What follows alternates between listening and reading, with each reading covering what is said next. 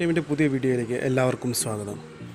ഇന്ന് ഞാൻ നിങ്ങൾക്ക് കാണിച്ചു തരാൻ പോകുന്ന വീഡിയോ, അതായത് ഞാൻ നേരത്തെ ഒരു വീഡിയോ ഇട്ടിട്ടുണ്ടായിരുന്നു നമ്മുടെ സ്വിംഗ് ആൻഡ് ബുഷ് മാറ്റിയിട്ടുള്ള പ്രശ്നങ്ങളും അത് മാറ്റാതിരിക്കുമ്പോഴുള്ള നമ്മുടെ പ്രശ്നങ്ങളെക്കുറിച്ചൊക്കെ ഉള്ള കാര്യങ്ങളെക്കുറിച്ച് ഞാൻ ഒരു വീഡിയോ ഇട്ടിട്ടുണ്ടായിരുന്നു. അപ്പോൾ എനിക്ക് നല്ല റെസ്പോൺസാണ് അത് കിട്ടിയത്. ഒത്തിരിയേറെ നല്ല കമൻസും വന്നിട്ടുണ്ട്.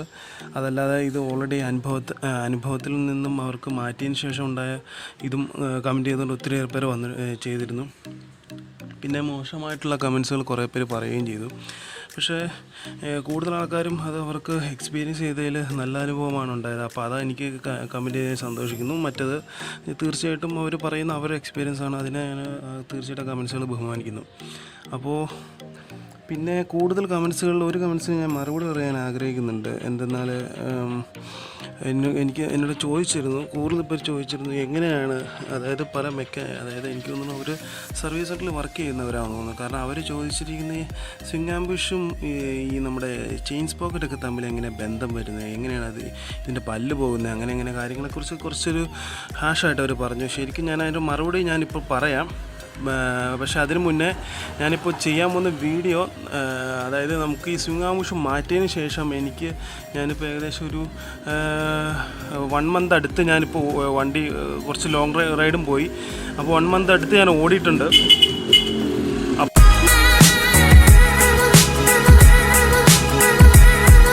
മാറ്റിയതിന് ശേഷം എനിക്ക് അനുഭവപ്പെട്ട പോസിറ്റീവ് റിവ്യൂവും നെഗറ്റീവായിട്ടുള്ള കാര്യമാണ് ഞാനിപ്പോൾ നിങ്ങളായിട്ട് ഷെയർ ചെയ്യുന്നത്. കാരണം ഇത് ഞാനിപ്പോൾ ഷെയർ ചെയ്യുന്നത് വേറെ ഒന്നും കൊണ്ടല്ല, എൻ്റെ വീഡിയോയിൽ കണ്ടിട്ട് ഒത്തിരിയേറെ പേർ മാറുന്നതുകൊണ്ട് ഒത്തിരിയേറെ പേർ അത് ചേഞ്ച് ചെയ്യുന്നുണ്ട്. അപ്പോൾ ഇങ്ങനെയൊക്കെയുള്ള പ്രശ്നങ്ങൾ ഉണ്ടാകുമെന്ന് ഞാൻ നേരത്തെ നിങ്ങൾക്ക് ഇത് ഓടിച്ചതിൽ നിന്ന് എനിക്കുണ്ടായ അനുഭവം ഞങ്ങൾക്ക് ഷെയർ ചെയ്യണം. അപ്പോൾ തീർച്ചയായിട്ടും മറ്റേ വീഡിയോ കണ്ടവർ ഈ വീഡിയോയും കാണണമെന്ന് ഞാൻ നിങ്ങളോട് പറയുകയാണ്. അപ്പോൾ എനിക്കിതിലുണ്ടായ നല്ല അനുഭവങ്ങൾ എന്ന് വെച്ച് കഴിഞ്ഞാൽ, സ്വിംഗ് ആൻഡ് ബുഷ് ഞാൻ മാറുന്നതിന് മുന്നേ എനിക്ക് നന്നായിട്ട് ഈ വൈബ്രേഷൻ അങ്ങനെ ഇല്ലായിരുന്നു. പക്ഷേ ഞാൻ പറഞ്ഞില്ലായിരുന്നു, ഒരു 60ൻ്റെ മേളിൽ എനിക്ക് വൈബ്രേഷൻ നേരത്തെ ഉണ്ടായിരുന്നുള്ളൂ. പക്ഷേ സ്വിംഗ് ആൻഡ് ബുഷ് മാറിയതിന് ശേഷം എനിക്ക് ഉണ്ടായ ഗുണം എന്ന് വെച്ചാൽ എനിക്ക് ഒട്ടും തന്നെ ഒരു വൈബ്രേഷൻ ഫീൽ ചെയ്യുന്നില്ല. അതായത് നമ്മളിപ്പോൾ ഞാൻ ലോങ് റൈഡ് പോയി നോക്കിയായിരുന്നു, അപ്പോൾ അതിലും എനിക്ക് വൈബ്രേഷൻ ഫീൽ ചെയ്തില്ല. അതായത് നമുക്ക് ഈ പറയുന്ന പോലെ ഞാനിപ്പം നിങ്ങളുടെയൊക്കെ അഭ്യർത്ഥന മാനിച്ച് ഈ സൈഡിലുള്ള ഗ്ലാസ് മിറർ മാറ്റിയുണ്ടായി. അപ്പോൾ ഈ ഗ്ലാസ് മിറർ മാറ്റിയപ്പോൾ ഞാൻ പറഞ്ഞില്ലായിരുന്നു, നേരത്തെ ഇത് വെച്ചുകൊണ്ടിരുന്ന സമയത്തായിരുന്നു എനിക്ക് ഈ പറഞ്ഞ കാര്യമായിട്ട് ഫ്രണ്ടിലേക്ക് ഒരു വൈബ്രേഷൻ ഇല്ലായിരുന്നു. അത് എന്താണ് അതിൻ്റെ കൃത്യമായിട്ടുള്ള കാര്യമെന്ന് എനിക്കറിയില്ല. പക്ഷേ എനിക്ക് ആ ഗ്ലാസ് മിറർ സൈഡിലുണ്ടായിരുന്നപ്പോൾ എനിക്ക് ഒത്തിരി വൈബ്രേഷൻ അങ്ങോട്ട് ഫീൽ ചെയ്യുന്നില്ലായിരുന്നു. പക്ഷേ ഇത് മാറ്റിയതിന് ശേഷം എനിക്ക് ചെറുതായിട്ടൊരു എന്താ പറയുക, നമ്മൾ ഒന്ന് കൈവിട്ട് ജസ്റ്റ് നോക്കിയുമ്പോൾ നമുക്ക് ഇത് നമ്മുടെ ഹാൻഡിൽ കിടന്ന് ചെറുതായിട്ടൊരു വൈബ്രേഷൻ ഉണ്ടാകുന്നുണ്ടായിരുന്നു. പിന്നെ ഈ പറഞ്ഞ നമ്മുടെ ക്ലച്ച് പാഡ് കിടന്ന് ഭയങ്കരമായിട്ടൊരു അടിക്കുന്നൊരു ഫീൽ ഉണ്ടായിരുന്നു. അപ്പോൾ അത് ഈ പറഞ്ഞ രീതിയിൽ ഒരു 60യുടെ മേളിലൊക്കെ പോകുമ്പോഴാണ് എനിക്ക് അനുഭവപ്പെട്ടിരുന്നുള്ളൂ. സ്വിംഗ് ആൻഡ് ബുഷ് മാറിയതിന് ശേഷം എനിക്ക് ഭയങ്കര കംഫർട്ടാണ്. കാരണം ഈ നേരത്തെ നമുക്ക് കുറച്ചൊരു ടൈറ്റായിട്ട് നമുക്ക് കുറച്ചൊന്ന് വലിഞ്ഞ് നിൽക്കുന്ന രീതിയിലൊരു ഫീൽ ഉണ്ടായിരുന്നു വണ്ടി. കാരണം നമുക്ക് ഒരു കംഫർട്ട് ഉണ്ട്, എന്നാലും പക്ഷേ എന്തോ ഒരു പ്രശ്നമുള്ള പോലെ ഒരു ഫീൽ ഉണ്ടായി. കാരണം നമുക്ക് നോർമൽ റോഡിൽ കൂടെ പോയാലും ഒരു ചെറുതായിട്ടൊരു എന്താ പറയുക, ബാക്ക് ടയർ അത് ഓൾറെഡി കമൻറ്റ് ചെയ്തിട്ടുണ്ടായിരുന്നു, പുറയുന്നു വന്നുള്ള ആൾ എന്നോട് പറഞ്ഞിട്ടുണ്ടായിരുന്നു. അതായത് ഇങ്ങനെ ചെറുതായിട്ടൊരു വെട്ടൽ പോലെ ഫീൽ ചെയ്യുന്നുണ്ടായിരുന്നു. അതല്ലാതെ ഈ പറഞ്ഞ രീതിയിൽ വൈബ്രേഷൻ എനിക്ക് നന്നായിട്ട് കുറഞ്ഞു. ഇത് മാറ്റിയതിന് ശേഷമാണ് എനിക്കതിപ്പോൾ നന്നായിട്ട് ഫീൽ ചെയ്തത്. അപ്പോൾ പിന്നെ തീർച്ചയായിട്ടും അതിൻ്റെ ആ ഒരു ഇതുകൊണ്ടായിരിക്കണമല്ലോ. അതായത് നമുക്ക് ഈ നല്ല റോഡാണെങ്കിൽ കൂടി നേരത്തെ ഒരു ചെറിയൊരു ചെരിവ് എനിക്ക് ഫീൽ ചെയ്യുന്നുണ്ടായിരുന്നു. അതായത് ലെഫ്റ്റ് സൈഡിലേക്ക് ഒരു ചെറിയ ചെരിവ് ഫീൽ ചെയ്യുന്നുണ്ട്. ആ ചെരിവ് എനിക്ക് ഇപ്പോൾ ഇല്ലാതായി. അതായത് ഇപ്പം നമുക്ക് അത്യാവശ്യം ഒരു എന്താ പറയുക, ഒരു കൈ വിട്ടാൽ തന്നെ നമുക്ക് ഈ പറഞ്ഞ രീതിയിൽ ഇത് അടിക്കുന്നൊരു ഫീൽ എനിക്ക് അത്രയ്ക്കും പോലും വൈബ്രേഷൻ ഫ്രണ്ടിലേക്ക് വരുന്നില്ല. പിന്നെ എന്താ പറയുക, ഒരു കട്ടറിലൊക്കെ ചാടിയാൽ തന്നെ ഇപ്പോൾ ഒരു ഹാർഡ്നെസ് എനിക്ക് ഫീൽ ചെയ്യുന്നില്ല. നേരത്തെ ഭയങ്കര ഒരു ഹാർഡായിരുന്നു. ചാടുമ്പോൾ പെട്ടെന്ന് നമുക്ക് മൊത്തത്തിൽ ബോഡിയിലേക്ക് മൊത്തത്തിൽ ആ വൈബ്രേഷൻ ഒന്ന് പാസ് ചെയ്യുന്ന പോലെ ഫീൽ ഉണ്ടായിരുന്നു. ഇപ്പോൾ അതങ്ങനെ തോന്നുന്നില്ല. ഇപ്പോൾ വളരെ സ്മൂത്തായിട്ട് ചാടിപ്പോകുന്നത്. അതുമല്ല ഒരു കുലുക്കം മൊത്തത്തിൽ, ഇപ്പം നേരത്തെ ഒരു ഫ്രണ്ട് ബ്രേക്ക് ഒക്കെ പിടിക്കുമ്പോൾ പെട്ടെന്നൊരു ഫ്രണ്ടിലേക്ക് ഒരു കുലുക്കം ഉണ്ടായിരുന്നു. അതും ഇപ്പം ഇല്ല.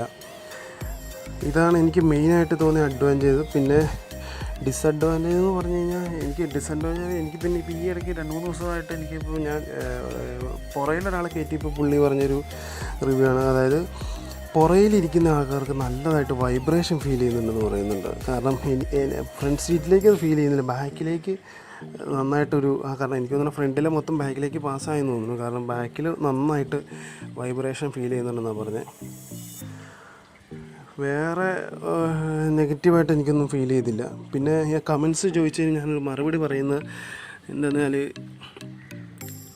എങ്ങനെ ഈ ചെയിൻ സ്പോക്കറ്റ് പോകുന്നത് ഇതുമായിട്ട് എങ്ങനെ ബന്ധമിരിക്കുന്നത്, അവിടെ കിടക്കുന്ന സ്വിംഗ് ആംബിഷന് ഇതുമായിട്ട് എങ്ങനെ ബന്ധമുള്ളതെന്ന് ഞാനിപ്പോൾ പറഞ്ഞത്. അതായത് നമ്മൾ ഈ ടയർ ചെറുതായിട്ടൊന്ന് വെട്ടിക്കഴിഞ്ഞ് കഴിഞ്ഞാൽ അത് ഇതിൻ്റെ ആ റിങ് കിടന്ന് തന്നെയാണ് വെട്ടുന്നത്. പക്ഷേ അങ്ങനെ വെട്ടിക്കൊണ്ടിരിക്കുന്ന ഒരു പോർഷനാണെങ്കിൽ, അതായത് ഇങ്ങനെ മാറാതെ വെട്ടിക്കൊണ്ടിരിക്കുന്നതാണെങ്കിൽ നമുക്ക് ജസ്റ്റ് ഒന്ന് മനസ്സിലാക്കാം. അതായത് ഈ പറഞ്ഞ നമ്മുടെ എന്താണ് ചെയിൻ സ്പോക്കറ്റിന് ചെറിയൊരു ചെരിവ് വരും.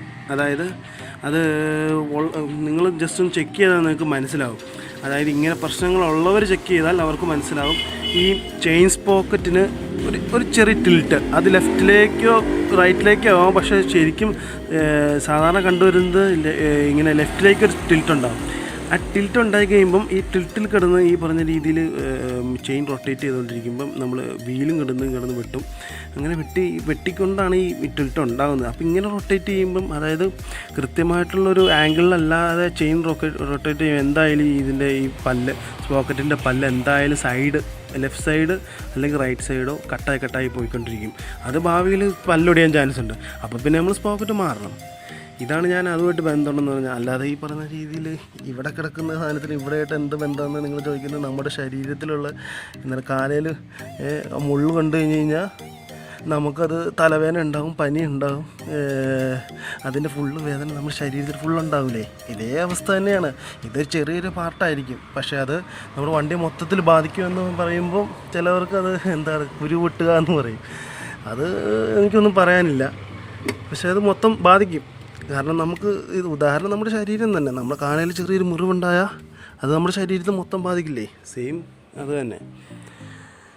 വേറെ കുറേ കമൻസുകളുണ്ട്, പക്ഷെ ഞാൻ എല്ലാത്തിനും കൊടുക്കുന്നില്ല. കാരണം എനിക്ക് എൻ്റെ അറിവ് പരിമിതിയുണ്ട്. അപ്പം അതിൽ നിന്നുകൊണ്ടുള്ള റിവ്യൂ ആണ് ഞാനിപ്പോൾ നിങ്ങൾക്ക് പറഞ്ഞത്.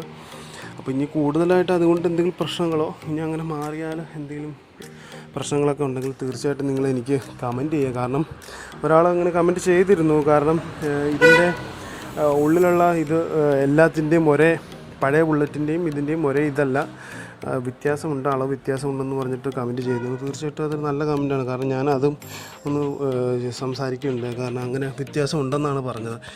അതായത് പഴയ ബുള്ളറ്റിൻ്റെ നമുക്ക് സ്വിംഗ് ആംബുഷ് എടുത്തരാൻ പറ്റില്ല. അതായത് ഇതിനു വേണ്ടി പുതുതായിട്ടിപ്പോൾ വരുന്ന സ്വിംഗ് ആംബുഷ് യൂസ് ചെയ്യാറുള്ളൂ. ആ സ്വിംഗ് ആംബുഷിൽ ഈ പറഞ്ഞ രീതിയിൽ മെറ്റലിലുള്ള സാധനമാണ് യൂസ് ചെയ്യുന്നതെന്നാണ് പറഞ്ഞത്. അപ്പോൾ അങ്ങനെയും ചില നല്ല കമൻസുകൾ വരുന്നുണ്ട്. തീർച്ചയായിട്ടും ഞാനതിനെ സ്വാഗതം ചെയ്യുന്നു. ഇനി നിങ്ങൾക്ക് കൂടുതൽ എന്തെങ്കിലും ഡൗട്ട്സോ കാര്യങ്ങളോ ഉണ്ടെങ്കിൽ തീർച്ചയായിട്ടും കമൻറ്റ് ചെയ്യുക. ഇനി അതല്ല നിങ്ങൾക്ക് ഇതിനെക്കുറിച്ച് കൂടുതൽ എന്തെങ്കിലും അറിയാവുന്നുണ്ടെങ്കിലും കമൻറ്റ് ചെയ്യുക. കാരണം അത് മറ്റുള്ളവർക്ക് യൂസ്ഫുള്ളാണ്. അപ്പോൾ ഇത്രയും നേരം എൻ്റെ ഈ വീഡിയോ കണ്ട നിങ്ങൾക്ക് എല്ലാവർക്കും തീർച്ചയായിട്ടും എന്താ പറയുക,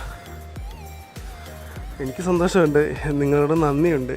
പിന്നെ ചിലവർ ഈ പറഞ്ഞ രീതിയിൽ ഫുള്ള് വീഡിയോ കാണാതെ പകുതിക്ക് വെച്ച് കമൻസുകൾ ഇടുന്നവരുണ്ട്. ഞാനിപ്പോൾ അവരോടിപ്പോൾ എന്താണ് മറുപടി പറയേണ്ടതെന്ന് എനിക്കറിയില്ല. എന്തായാലും ഈ വീഡിയോ ഫുള്ള് കണ്ടവരാണെങ്കിൽ നിങ്ങൾ തീർച്ചയായിട്ടും